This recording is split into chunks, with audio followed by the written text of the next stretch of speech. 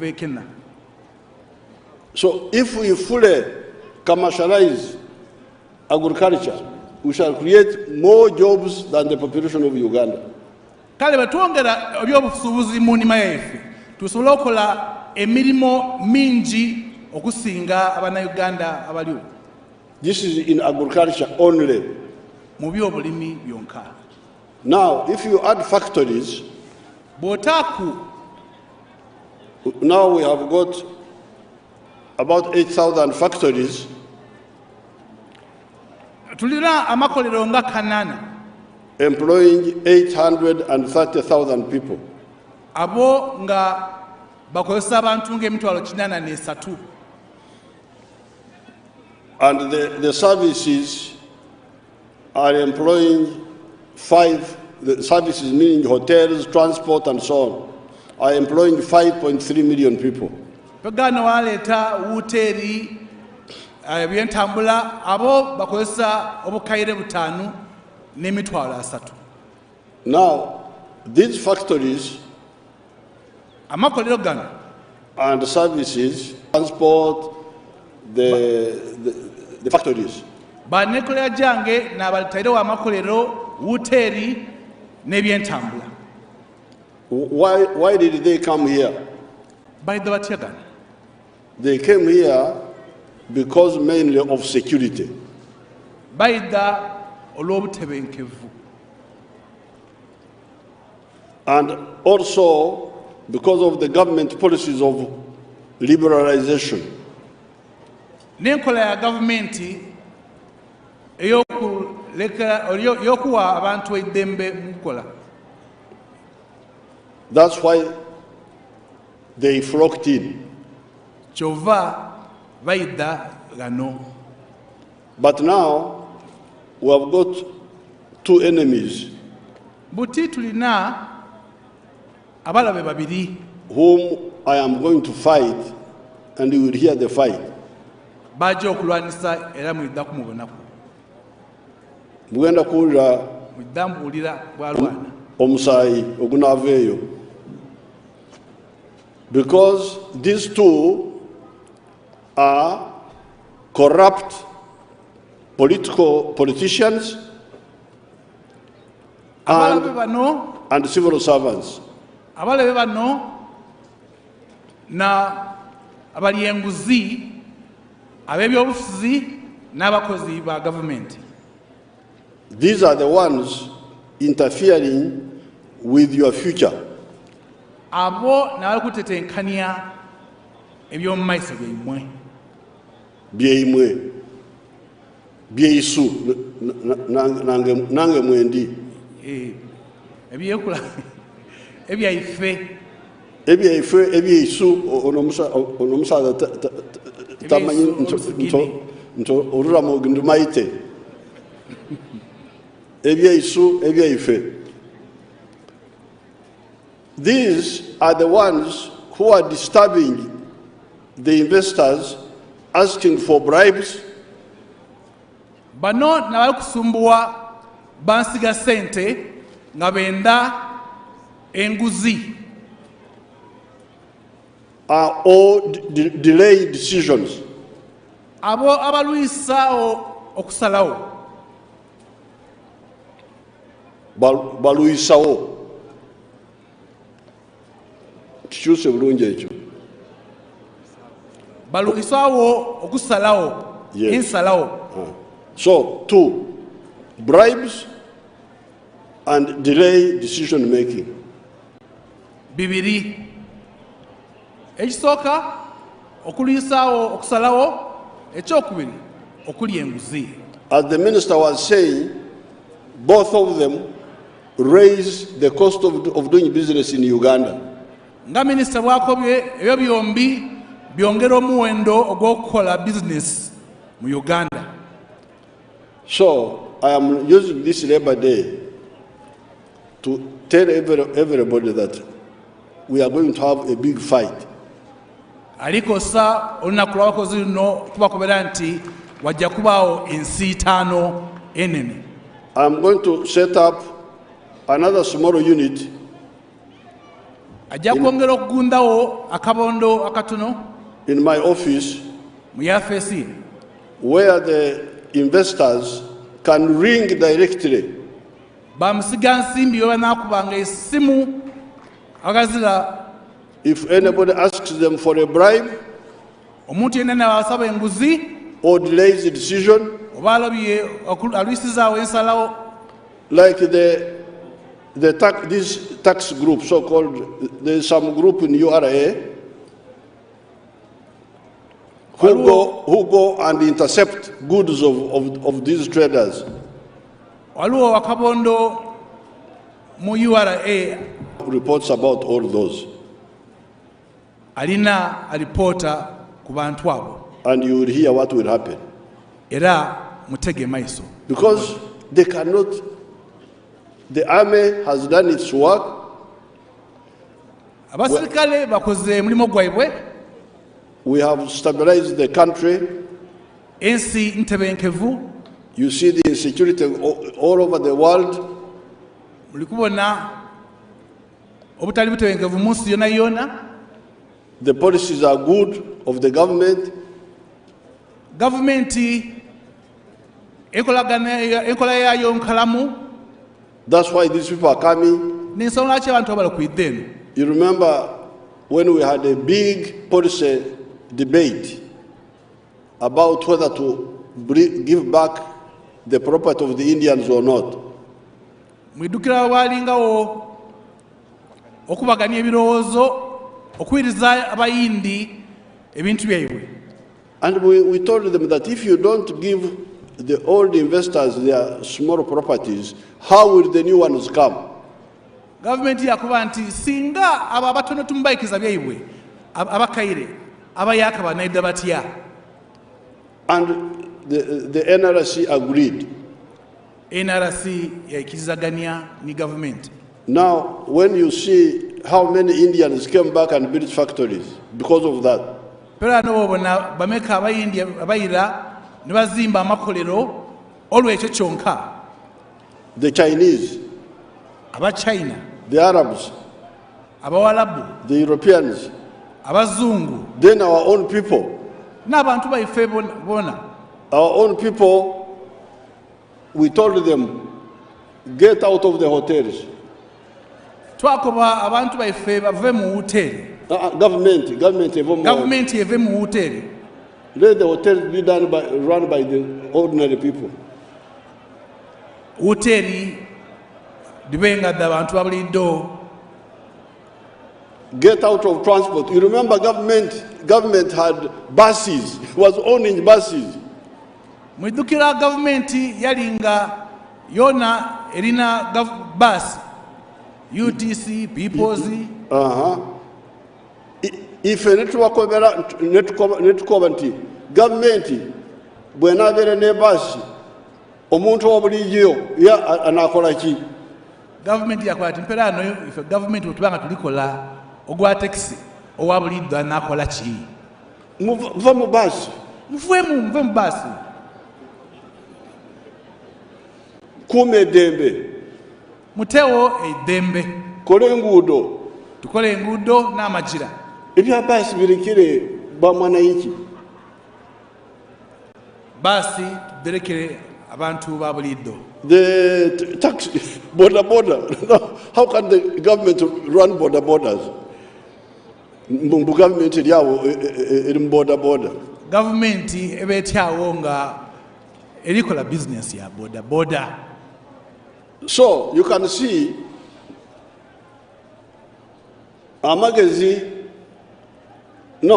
amagezi galya amaanyi bwetukoba. Wisdom is better than strength. Yes. Amagezi gasinga amaanyi. Just by policy only. Kutawa bwankola.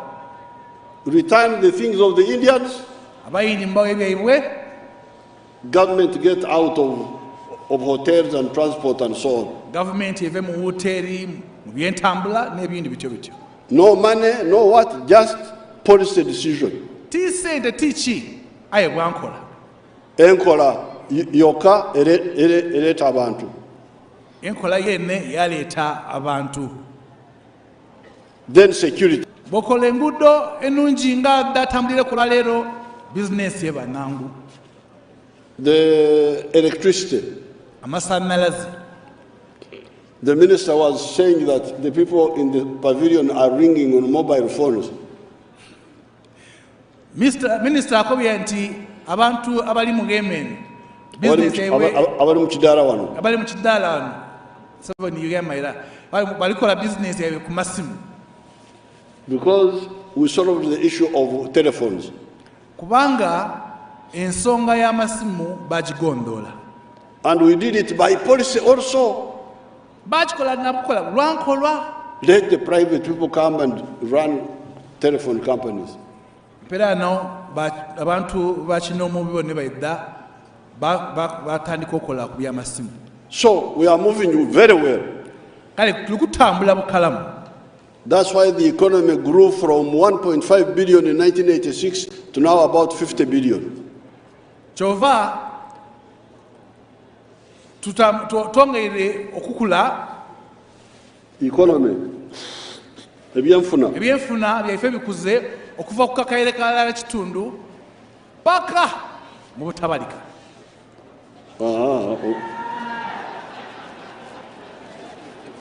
Ono omusaadha bannange.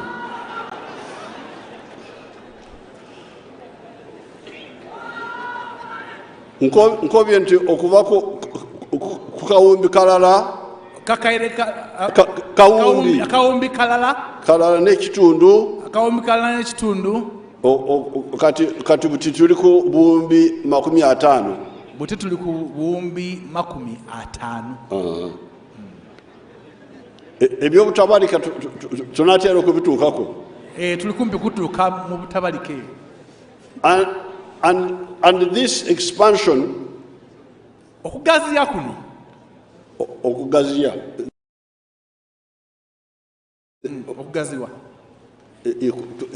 economy is mainly in raw materials, more coffee, more tea, more bananas and so on. Okugaziya kuno kuli ku bintu ebitanalongoseddwamu. ebikali kulongoosebwamu duuma, mwani. Now, what I'm telling the country is that add value to these.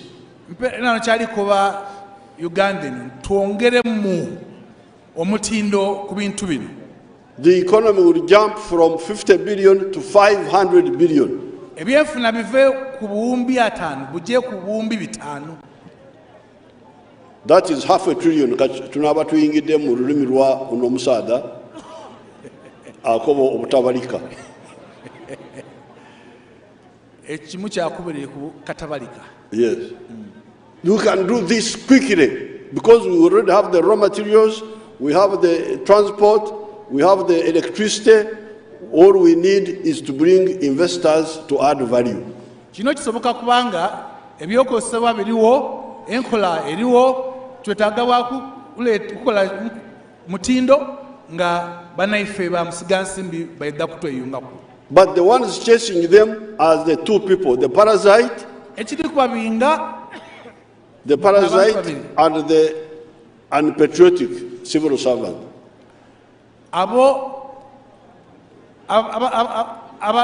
Abali enguzi n'abalobera okusalawo amangu. Parasites okikyusa otya? Ekyo kinkayiza abanunuzi. Katubaite enkwa. Enkondo. Enkondo zitumazirewo banaife. Enkodo ditubizeewo ku banaife. Because they are sucking our blood. Kuba bali kunwa omusaayi gwaife. So, please, all of you, we had a problem of infrastructure, of this, of that, but now the main problem are these enkwa. Bunono obuzibu obusigayo bwonka kubanga ate wakali buzibu kulabula ngudo na nkola ayi enkodo.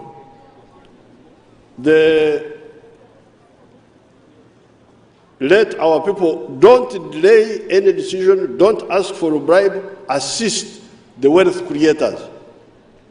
mutasaba nguzi mutalwawo kusalawo. That means PDM must move very fast. Kitegeeza nti PDM enokutambula ku speed yetagisa. And correctly also. Ate bukalamu. Emyoga. UDB, I will have to sit down with that UDB group and why are you delaying people, UDB? Banka ya UDB, edakuti amanabo ababuze lwaki bali mu kasobo. Bakoya abantu. Lwaki bakoya abantu? Genda, komawo, genda. These are not your house boys. Tambula, ira, jaira, banoti ba boy baimwe. Decide quickly. Musale mangu. Even the other agencies. Nebitongole birebindi. Then now the corruption of the political class and the bureaucratic class. Mekairi enkodo dobya debufuzi nibale abatasalawo mangu. I know who they are. I already have rough reports, but I'm not going to be more detailed. You will hear. Abaidi era aidaku batukira kwirala. But this is not necessary. I want all of you to be part of the future of a new Africa. Kino tikyetagisa. President ayenda mwena mube ku Africa eyomu maiso. So change by yourself wherever you are. Kale imwe bene muchuke. Muchusemu. For instance, we have got very big investments. Like there is a boy called Magora. He has built a very big factory in Matuga. Ekyokubonerako waliwo omulenzi ono Magola eyatawo eikolero eMatuga wano. I have spent like 4 years fighting Magora's war, begging this one. I will not beg anybody. What I tell you to do, you must do. If you don't do, I will deal with you. Amaze emyaka 5 nga alikulwana entalo da Magola. Aye gutaka asaba. Chakoba choba okole. All these value addition groups, like here we had these young people were here showing they can do everything. These ones here. Ababade kumwole sowano. Ni wano mwole sowano waliwo abavubuka babwine abali kwongera omutindo mu bintu ebyendawulo. And I saw them in Gulu. Yababone Gulu. Even Arua they were there. N'Arua baliyo. They can do everything. Add value to cassava, add value to Duma, add value to basobola okwongera omutindo mu bintu byaife Duma, muogo, mushrooms, obutiko, coffee, emwani, pamba. We had a boy in Ruuka. Aliwo omulenzi eruuka. The one who was adding value to cotton. Yali alikwongera omutindo mu pamba. Yawandikira no yawandika aye butubwa kuwandikira. All those people are suffering. Like I don't know that boy of Ruuka. I don't know what is happening to him now. Taidi obo omuvubuka ono weruuka ba kite kyamutuukaku. Was making cotton for hospitals, which they are buying from outside. Ogwawe kusaka. Yali alikola famba omumalwaliro okutuwonia okumutola kuliya kumuleta wano. So please, Achiro, while we are talking about the welfare of the few who are already employed, let's really emphasize the question of creating more jobs. Kale munaife Achiro ng'oyokayogera ku mbeera y'abakozi ababatono twogere ne ku ngeri y'okugundawo emirimu egindi. And the sectors are there, commercial agriculture, sector 1. Ate ebitongole ebyokukola ku biriwo ekisooka enima obulimi n'obulunzi obukola sente. Enima y'ekisuubuzi ekola ensente, industries, amakolero, services, obuweereza, and ICT, ebyuma bya kalimagezi. n'ebiweebwa kabwidhi. Now, the other area where Achiro and her group should support me engeri eyindi ya Achiro ni baine gye balina okuyamba ku president is the costs of doing business. The costs of doing business. Ensasanya y'omuntu bw'aba akola business mu Uganda. Engereka y'okola mu business mu Uganda. We must be competitive with the rest of the world. Tulina okuba nga tusinganwa ne bannaffe abali enda wa Uganda. That means kitegeeza nti four areas. Ngeri ina. First one, the major one, there are others, but the major ones. Eri ebindi aye ekisinga. The cost of electricity. Beeyi y'amasannyalaze. You tell your people to support my positions in fighting for electricity. Goba baino muwagire presidenti ku ngeri y'okuyisa beeyi y'amasannyalaze. Because I want the masanyalazi for manufacturing to come to 5 American cents per unit. Kubanga alikwenda beeyi y'amasannyalaze ere ku sente 5. Masanyalaze ag'amakolero. Amasannyalaze ag'amakolero. Mpozi na businesses endala zishobora kwongerako mpolampola. Ni business tuyinza okwongeraku akatono. But night clubs, I don't mind if they pay a bit more. Aya ebidula we basasula akagana nati nsonga. Bo banasasula nga 7 awo. Abo ni basasula eningi. Sifayo nnyo. Beta fayo. But manufacturing. Aye amakolero. The cost, the railway, we must build repair the old railway and build a new one. Okwidabiriza lwere n'okuzimba empyaka. Okwidabiriza railway enkaire.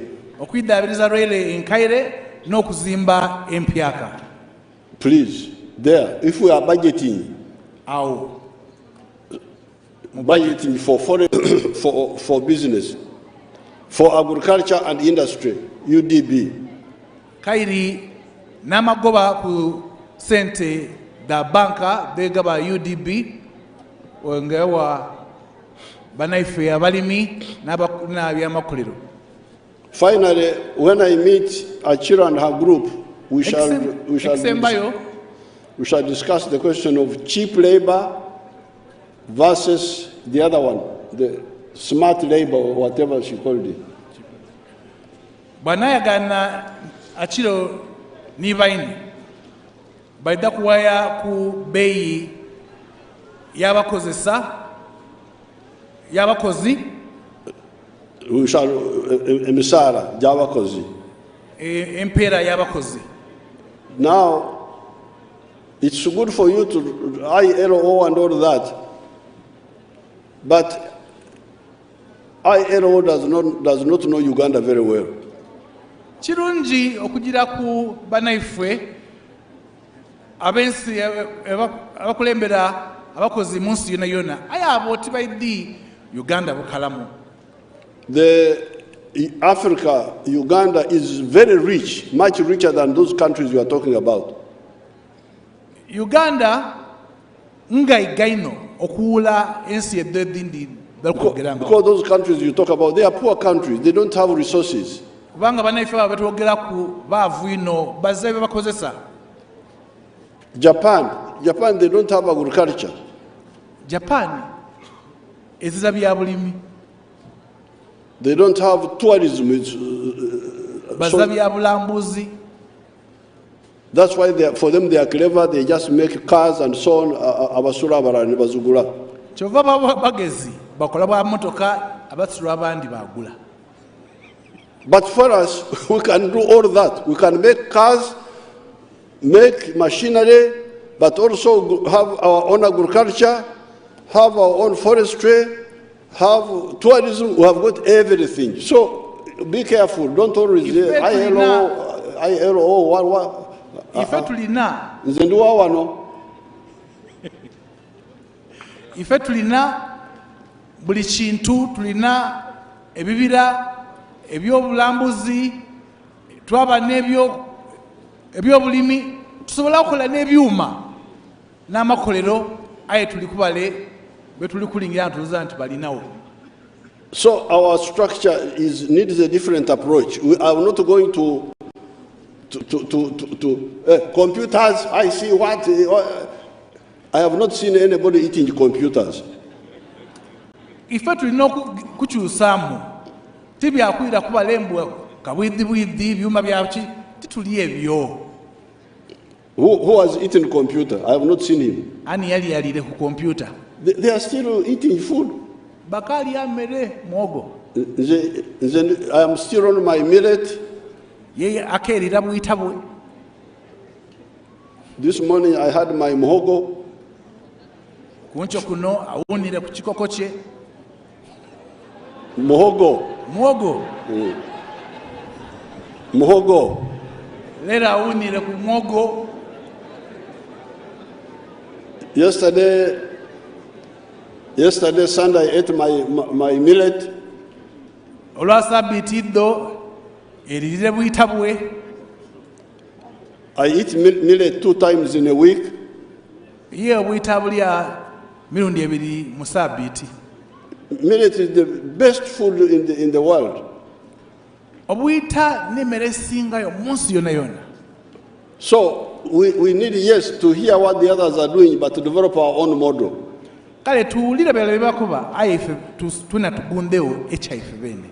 Because even when we are talking of the minimum wage, living wage and all that, kuba niwe twogera ku musaala n'empeera okusemba ya wansi okusula ku amaganga agandi. In 1979, I was the Minister of Defense in that government of that time. Mu mwaka gw'Olukumi yali minister wa in that of defense in that government. Yali minister wa defense mu government eyo. The salary was very low. Omusaala gwali musaamusaamu mutono guti. But my sister-in-law, aye mwanina sister-in-law, mulamu from Buweju. Mulamu we okuva Buweju. Buweju, one of the areas of Ankole. Buweju eyo Mwankole. Would bring a huge basket of ensano yakalo, millet flour. Ngamuletera ekibo ky'obuse namba eti yobulo. And that's what, so although we're getting a low salary, but we are subsidizing our existence by free millet, free flour, ensano. Waire omusaala gwali mutono muguti. Aye yali nga asobola okwongereza ku ebyobwerere bwe bali afuna ensano oba obuse bw'obulo bwe bamuleeteranga. How can you get free flour in London? Mpegano ofunawa obuse oba obusa e London. Or Beijing or all those places you keep talking about. Beijing n'ebyo ebifo byonna byonna bemwogera. Germany, ILO, do they have free? Eyo balina ebyobwerere. Do they have free ensano? Balina obuse obwobwerere. So please, let's plan. Africa, Uganda is much better off than all those places you keep running after. Uganda efe no Africa nga egaino okuula ebyo bifo by'emutira okuwayaku. That's how we have been able to build a very powerful army. Tutyo bwe tuzimbye eije ery'amaanyi ery'endawulo eirungi. When it started raining, you all ran to the tents. Amaadhi bwe gatandise okulumuka okufudemba mulumukire mu weema. But you have seen them, they are here in the rain. Aye muli kubona baabo mu maadhi ekire kibagereireko. And they are, I asked Erweru, I said, do my people have rainproof? Abuziza omukulu w'eije nti abasadde bange balina ekibabwikaku mu maadhi. If they had not, I would have said, you go into the shed. Singa webazira abayira dda kubasibula bonna bajje bawumulire ku. But when I saw they all had, I want to congratulate the parade organizers, because sometimes they... Akuyozayoza abatesitesi ba parade. They all had rainproof. Kubanga buli omu abaire n'akagema amaanyi. So we have been able to build a very powerful army with very little money. Tuzimbye amagye ag'amaanyi n'obusente obutono. Because we emphasize what is important. We don't start with the barracks, cars, no. We start with the bullet to kill the enemy. Kubanga eisira tulitaire ku kisinga bukulu ti bindi balaksi bichi be ekisinga obukulu. Then we add some food, bayongera ku emmere, clothing, ebyambalo, training, okusomesa, okutendeka obukodyo. Then slowly we are now beginning to deal with the barracks now. Pegano buti batandise okwira other people. Entegeka yaife ejira ku mitendero ku bye tulinawo ti kutandika kubonera ku bandi kyakola. So now finally with the people of Busoga ekisembayo eri abantu ba Busoga and Eastern region n'abantu abali ebuva nduba of Wanjuba, I will come back and we talk about the issue of everybody banaife everybody beisu. Aida kwira tuwaye ku nsonga y'ebibali banaifwe. This everybody, these are the ebyaji by'amaadhi Katonda ge yatuwaire. Ebibali n'ebyaji by'amaadhi Katonda byatuwa. Ebyaji mean granary bana abazungu tebamanyi olulimi lwaife. Granary bala abangereza tebaidhi byaji ife olulimi lwaife lugaiga. So I'm saying that the wetlands are the granary of water. Ebibali n'ebyaji by'amaadhi. And we want to do irrigation on the dry land there. Era twenda kufukirira kulukalu eno kumutala. Kumutala twagala kufukirira emitala. Twenda kufukirira emitala. And we are bringing equipment for that. Era bakuleeta ebyuma ku nsonga eyo. Therefore, the people who are in the granary of water, please, I would come without quarreling, without empaka, please. Agazira kuyomba, awazira kusola bana. Now, what I want, the plan we have is to do what we did in Limoto. There's something called Limoto in Parisa. Entegeka eriwo neyonga eyakolebwa Parisa erimoto. Where we can make fish ponds at the edge of the swamp. Wasobola okutaawo ebidiba by'ebyenanda kumbali kw'ebibali. And the people who have been in the center of the swamp come to we give them these fish ponds. Ababaire gagati mu bibali baidda babawa ebidiba ebyo. And they will get much more money than they are getting from the rise of destroying our byaji of water. Baidda afuna sente ninjiku okuwula eddo tebafuna mu kulima omuceere mu byagi by'amaadhi gaife. Aye abo abamanyira omuceere gw'abayindi, nze sirya muceere, nze ndi ku kalo, muwogo, ebitooke bye byange. Kati emyaka ngenda kuweza emyaka 79. President ajja kuweza emyaka 79, aye wa buyita muwogo matooke mumboine nga balaga mukwawo. Now, but there, wali omusaadha n'omuwala bensanze wali abaleeta omuceere okuva Nwoya, mujje wano okumuzinda naye mwogereku. Waliwo omusaadha omuguna n'omuwala, omwami n'omukyala bayagaine mu mwoleso, abalima omuceere e Nwoya ere mu Acholi banamwidde muwayeku n'abataka ku muzindalo mwidde. Those who have displayed rights from Nwoya, please. They know Rusoga. The girl and the boy. Come, quickly. N'omulenzi abatolwa omuceere okuva e Nwoya. Olaba abali omuceere tebalina speed. Akayidduza buli ssaaga.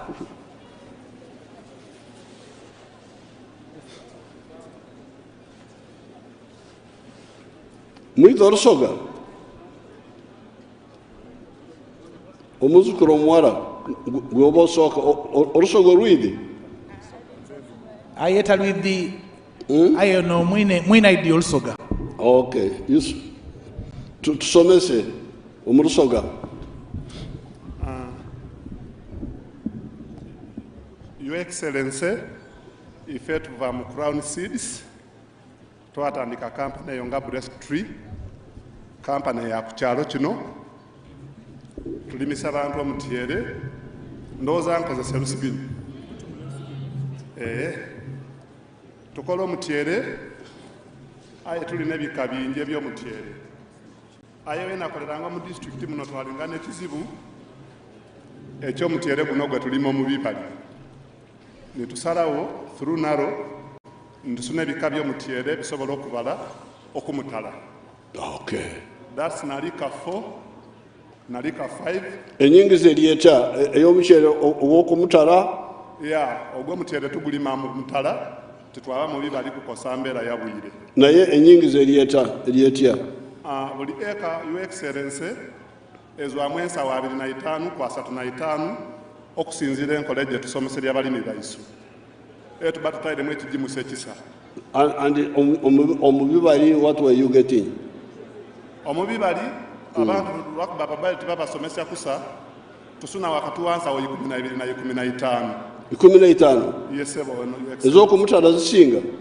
Gusinga okubala, gusinga ogw'omu Kibali. Ate n'okubala ebiseera gutwala ebiseera bitono. Okay. Omutyere ogw'omu Kibali gutwala ennaku 18, guno gutwala ennaku 12. Kale. And the other girl, what language do you speak? Acholi? Nze Muteso.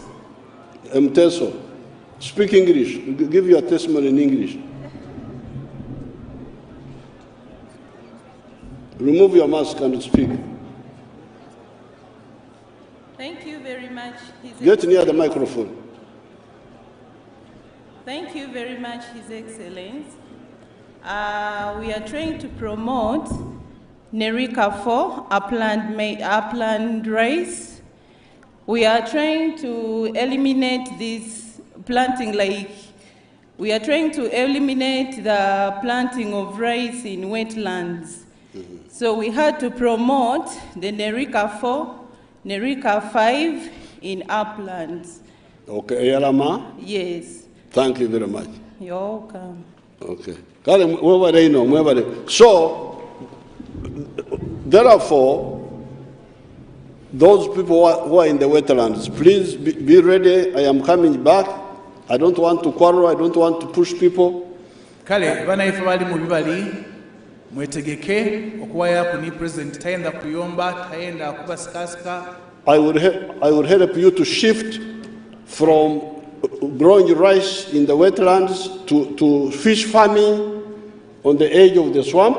Edda kubayamba okuva mu kulima omutyere mu bibali mwire ku kulunda ebyenanda mu bidiba kumbali kw'ebibali. So that we can restore water for irrigation ku mitala yona. Tusobola okwizaawo embeera y'amazzi okuba mu bibali okuba nti tufukirira ebirime ku mitala. And I'm sure the agricultural people can get time and teach you how much more the area will harvest if we use irrigation ku mitala yona. Era kakasa nti banaife aby'ebyobulimi basobola okutusomesa okutukubera enfuna bweyinza okweyongeramu singa tukozesa emitala nga tugifukirire. Dr. Muranga ye kufukirira ebigogo.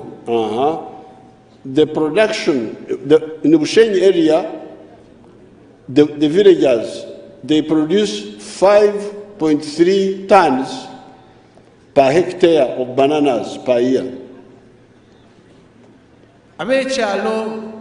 Ab'omukyalo e Bushenyi bakungula amatooke obungi tani itaano n'obutundutundu busatu n'emitwalo 3. The per hectare ebiri na kitundu per year. buli mwaka. Now, in Dr. Muranga's farm, which we gave her, aye mu nnimiro ya Dr. Muranga she's harvesting 53 tons. Ye akungula tani obukayire 53. Tons atano n'esatu. Tani 53. 10 times more than the villagers. Emirundi 10 okuulawo ab'ebyalo. Why? Lwaki? Irrigation kufukirira and the use of fertilizers. Nakozesa bijimusa. So, everybody please. Kale bana everybody. Ebyaji by'amaadhi gaife. Ebyaji by'amaadhi gaife. Mutuviire. Mubyamuke. Tufukirire emitala. Tufukirire emitala. Amaadhi gaireku. Amaadhi geyongere No, come back. Gaire mu bibali. Gaire. This man is confused. I know Rusoga, but you are the one confusing me. So that the water comes back, so that we can irrigate Busoga now. But it's not only irrigation. I had a program in Bushenyi. I had something I called a model parish. And I gave them support. But they needed to mulch their gardens.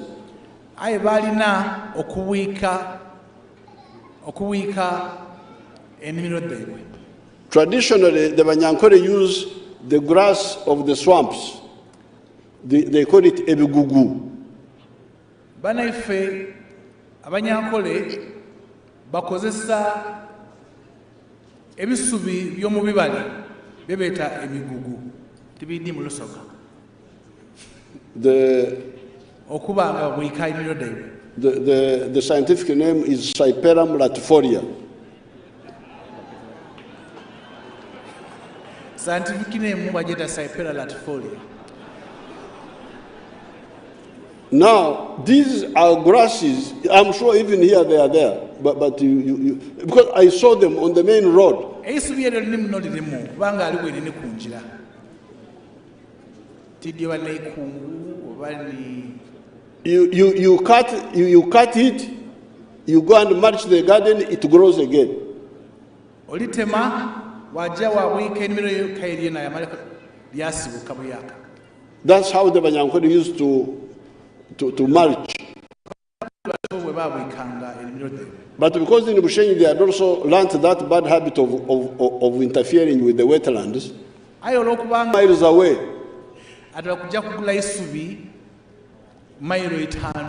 Asatu, and that they had a contractor, somebody who had, what do you call it, they had a tender to supply Ebigugu. Can you imagine?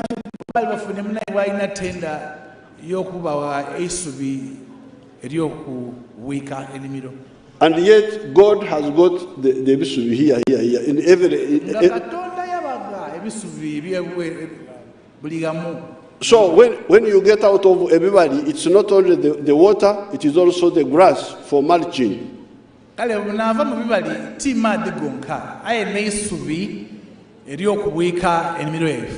But even, I don't know here whether you do not have ensonzi. Ensonzi, zarieno. Ensonzi, the mud fish. They used to be there. Yes. Ensonzi, they grow in those swamps.